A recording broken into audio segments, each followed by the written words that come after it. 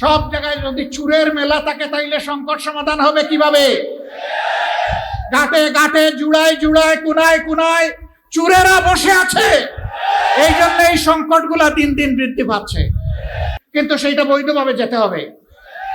সেটা চুরি করে কেন? এই চোরদেরকে সাহায্য করে কারা? কেউ না কেউ এর পিছনে এই চোরদেরকে সহায়তা করে। গডফাদাররা আছে জায়গায় জায়গায়। এখন তারা বলেন গণভোট অবৈধ। গণভোট যদি অবৈধ হয়, সংসদ নির্বাচনটা বৈধ হয় কিভাবে?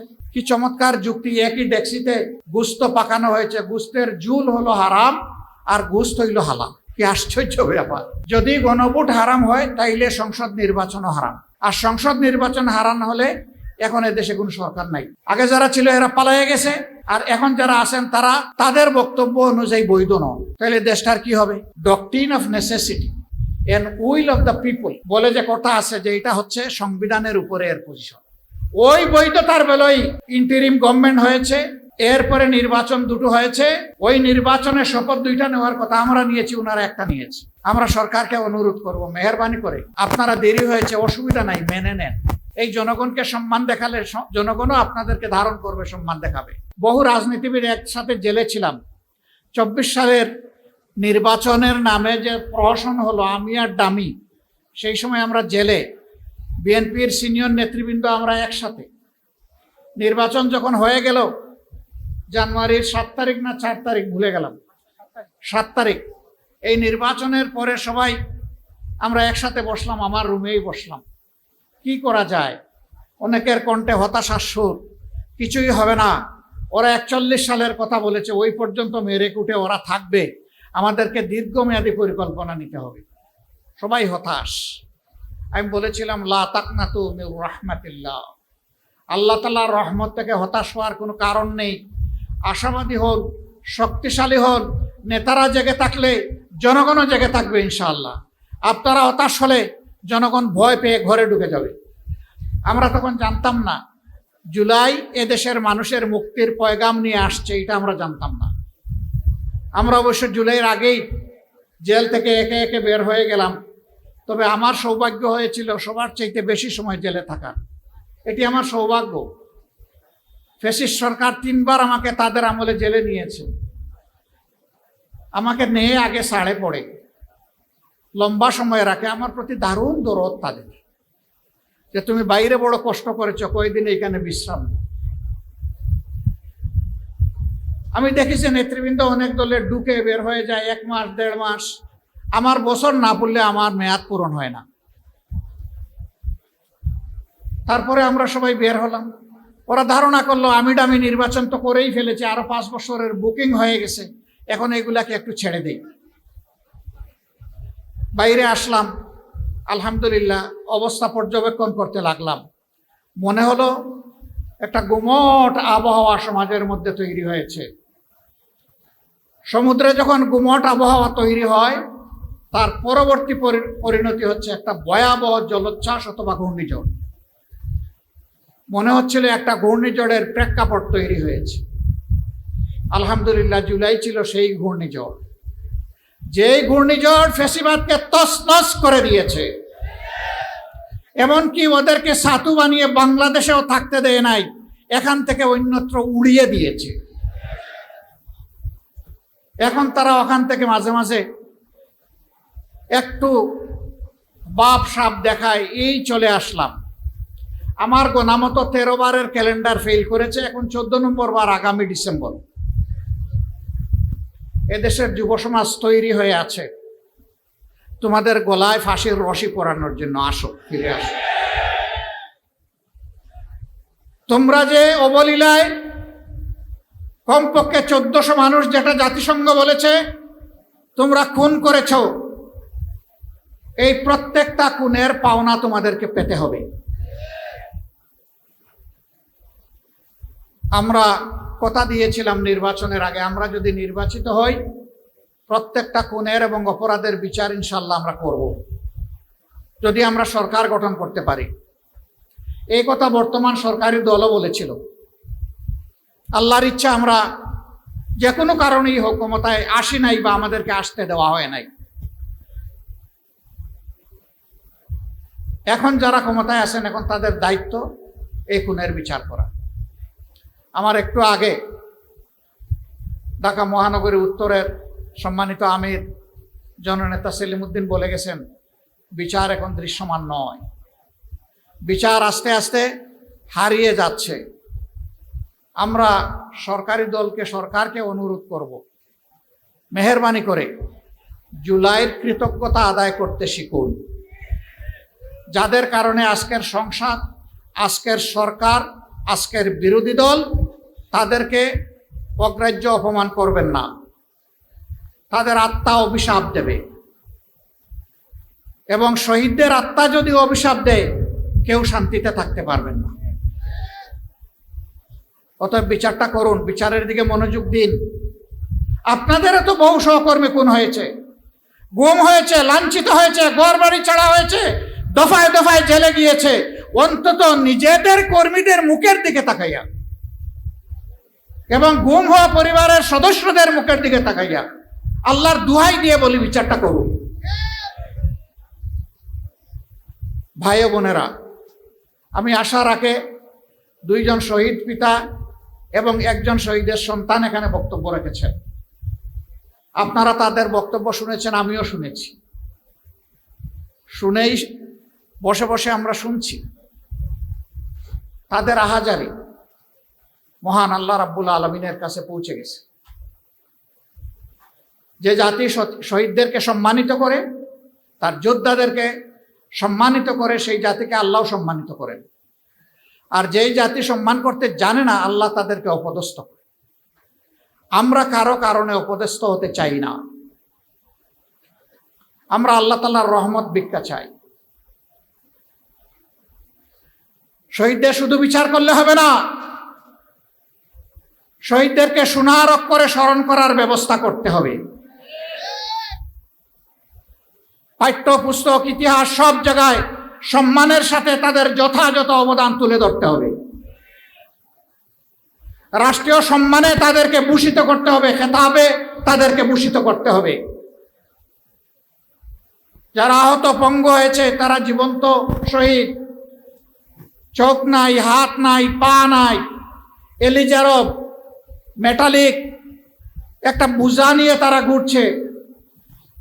শরীরের ভিতরে অসংখ্য পিলেট, বুলেট, কারো ঘাড়ে, কারো পিঠে, কারো মেরুদণ্ডে, কারো হাতে, কারো পায়ে। রাত্রে একটু শান্তিতে ঘুমাতে পারে না, অকেজো হয়ে গিয়েছে, রুজি রোজগার করতে পারে না। তাদের যথাযথ তালিকা তৈরি করে তাদেরকে সম্মান দেখাতে হবে, সম্মানজনকভাবে বেঁচে থাকার সুযোগ করে দিতে হবে। তাদের চিকিৎসার জন্য সরকারকে এককভাবে দায়িত্ব নিতে হবে। ব্যাংককের হাসপাতালে দেখতে গিয়েছিলাম, তাদের মুখের দিকে তাকানো যায় না। এই এলাকার একজন, তিনি মেরুদণ্ডে গুঁড়িবিদ্ধ হয়ে বিছানায় পড়ে আছেন, তার কোনো চেতন নাই। তার হাতে চিমটা দিয়ে দেখলাম, তিনি টের পান না। পায়ে চিমটা দিয়ে দেখলাম, তিনি টের পান না। সেখানকার ডাক্তাররা বলেছে তিনি জীবনে আর উঠে বসতে পারবেন না। যে কয়দিন হায়াত আছে তাকে বিছানায় কাটাতে হবে। এরকম 1 জন 2 জন নয়, এরকম শত শত পঙ্গু যোদ্ধা। তাদের প্রতি এই জাতি ঋণী। এই ঋণ এই জাতিকে পরিশোধ করতে হবে ইনশাআল্লাহ। কেমনে করবেন? দেশের 70% মানুষ তারা গণভোটে হা বলল। ইলেকশনের আগে বর্তমান প্রধানমন্ত্রী বললেন গণভোটে ভোট দিন এবং হাতে ভোট দিন। আমরাও বললাম গণভোটে ভোট দিন, হাতে ভোট দিন। ইলেকশন হলো, এখন তারা বলেন গণভোট অবৈধ। আরে ভাই, গণভোট যদি অবৈধ হয় তাহলে সংসদ নির্বাচনটা বৈধ হয় কিভাবে? কি চমৎকার যুক্তি! একই ডেক্সিতে গোস্ত পাকানো হয়েছে, গোস্তের ঝুল হলো হারাম আর গোস্ত হইল হালাল। কি আশ্চর্য ব্যাপার! হারাম হলে তো দুটোই হারাম, হালাল হলে দুটোই হালাল। যদি গণভোট হারাম হয় তাইলে সংসদ নির্বাচনও হারাম। আর সংসদ নির্বাচন হারাম হলে এখন এদেশে কোনো সরকার নাই। আগে যারা ছিল এরা পালায়ে গেছে, আর এখন যারা আছেন তারা তাদের বক্তব্য অনুযায়ী বৈধ নয়। তাহলে দেশটার কি হবে? হ্যাঁ, doctrine of necessity and will of the people বলে যে কথা আছে যে এটা হচ্ছে সংবিধানের উপরে এর পজিশন। ওই বৈধতার বেলায় ইন্টারিম গভর্নমেন্ট হয়েছে, এরপরে নির্বাচন দুটো হয়েছে। ওই নির্বাচনের শপথ দুইটা নেওয়ার কথা আমরা নিয়েছি, ওনারা একটা নিয়েছে। আমরা সরকারকে অনুরোধ করব, মেহেরবানি করে জনগণের রায়কে অপমান করবেন না। জনগণের রায়কে যারাই অপমান করেছে ইতিহাসে তাদেরকে কঠিন মূল্য দিতে হয়েছে। আপনারা দেরি হয়েছে, অসুবিধা নাই, মেনে নেন। এই জনগণকে সম্মান দেখালে জনগণও আপনাদেরকে ধারণ করবে, সম্মান দেখাবে। কিন্তু জনগণের মুখোমুখি হয়ে গেলে, এই রায় অগ্রাহ্য করলে, শুধু দলীয় স্বার্থে, গোষ্ঠী স্বার্থে যদি এই রায় অগ্রাহ্য করেন, জনগণ অতীতেও কাউকে ছেড়ে কথা বলে নাই, আগামীতেও ছেড়ে কথা বলবে না। আমরা সংসদের ভিতরে লড়াই করে যাচ্ছি এবং বাইরেও লড়াই করে যাচ্ছি। আজকের এই আয়োজন সেই লড়াইয়ের অংশ। আমাদের লক্ষ্য অর্জিত না হওয়া পর্যন্ত, জনগণের মুক্তি অর্জিত না হওয়া পর্যন্ত, ফ্যাসিবাদের শেষ চিহ্ন বাংলাদেশ থেকে বিদায় না দেওয়া পর্যন্ত ইনশাআল্লাহ তাআলা লাজিম আমাদের লড়াই অব্যাহত থাকবে। আমরা এখান থেকে বিশ্রাম নেব না।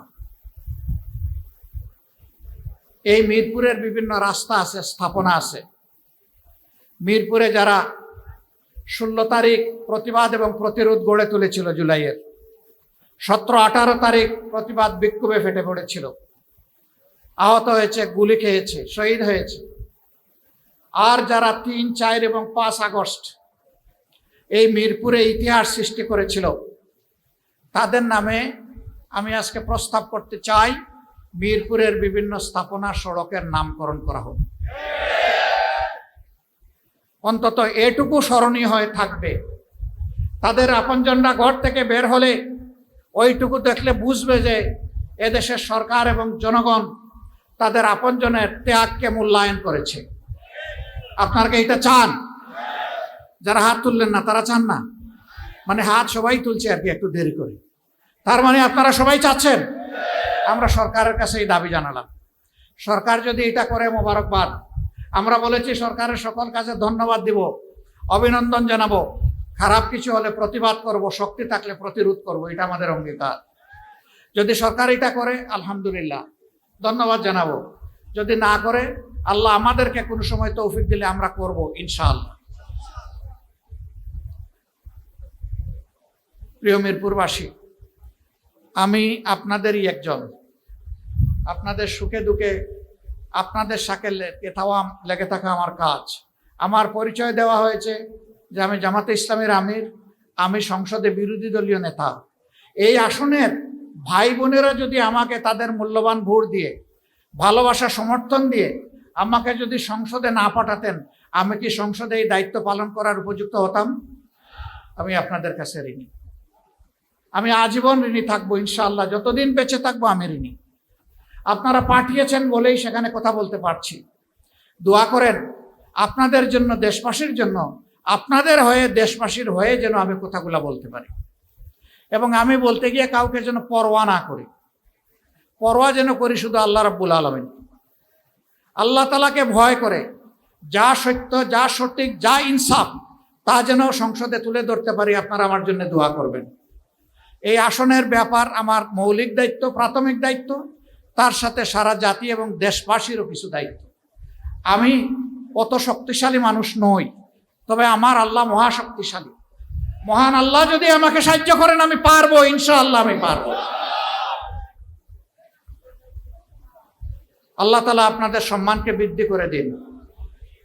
জনগণের ন্যায্য অধিকার আদায়ে অতীতে যেমন যুগে যুগে, বিশেষ করে 24 জুলাই ঐতিহাসিক সাহসী যে যোদ্ধার ভূমিকায় মিরপুরবাসী পালন করেছেন, আরেকবার অভিনন্দন জানিয়ে আপনাদেরকে পরবর্তী যে কোনো পরিবর্তন এবং যদি বিপ্লব অনিবার্য হয়ে ওঠে, তাহলে সেই পরিবর্তন এবং বিপ্লবের লড়াই করার জন্য প্রস্তুত থাকার আহ্বান জানাচ্ছি। আপনারা প্রস্তুত থাকবেন? আমি আছি, আমি আপনাদের পিছনে থাকবো ইনশাআল্লাহ। আপনারা রাজি না? আল্লাহর কসম, আমি বেঁচে থাকলে ইনশাআল্লাহ পিছনে নয়, আপনাদের সামনে থাকবো ইনশাআল্লাহ। আল্লাহ যেন সামনে থেকেই অন্যায়ের প্রতিবাদ আর জনগণের অধিকার আদায়ের তৌফিক আমাদেরকে দান করেন। আপনাদের সবাইকে অভিনন্দন, ধন্যবাদ। যারা আসতে পারেন নাই তাদের কাছে আমাদের সালামটুকু পৌঁছাবেন এবং আমরা ইনশাআল্লাহ দেশ এবং জনগণের কল্যাণে আর মুক্তির লড়াইয়ে একসাথেই আমরা কাজ করব। আল্লাহ হাফেজ। বাংলাদেশ জিন্দাবাদ। বাংলাদেশ জামাতে ইসলামী জিন্দাবাদ। আসসালামু আলাইকুম ওয়া রাহমাতুল্লাহ।